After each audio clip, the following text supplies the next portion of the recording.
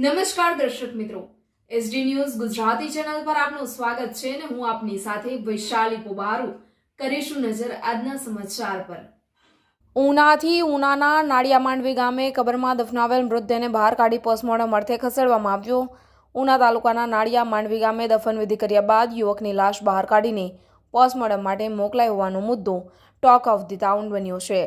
ઘટનાની વિગતો એવી છે કે ઉના તાલુકાના નાળિયા માંડવી ગામે ભાઈએ સગા ભાઈની કુહાડીના ઘા મારી હત્યા કરી દેવાની ઘટના સામે આવી છે।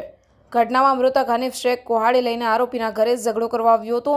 તે દરમિયાન આરોપી જાવેદ શેખે કુહાડી છીનવી માથામાં ઘા મારી દીધો હતો, જેના કારણે હનીફ શેખનું મોત નીપજ્યું હતું। પરિવારે પોલીસની જાણ બહાર મૃતદેહની દફનવિધિ કરી નાખી હતી। જો કે મૃતકના નાના ભાઈ ઇબ્રાહિમ જમાલ શેખે દફનવિધિ બાદ પોલીસને જાણ કરી હતી। નવાબંદર મરીન પોલીસે આરોપી જાવેદની તરત જ અટકાયત કરી હતી। ત્યારબાદ પ્રાંત અધિકારીઓના મામલતદાર, તાલુકા વિકાસ અધિકારી અને મુસ્લિમ સમાજના આગેવાનોની હાજરીમાં મૃતદેહને કબરમાંથી બહાર કાઢવામાં આવ્યો હતો। મૃતદેહને પોસ્ટમોર્ટમ માટે ઉના સરકારી હોસ્પિટલમાં ખસેડી પોલીસે હત્યાનો ગુનો નોંધી આગળની તપાસ હાથ ધરી છે। આ ઘટનાને પગલે સમગ્ર વિસ્તારમાં ચકચાર મચી ગયો છે। Reporter Abdul Ghazi, SD news Gujarati, Una.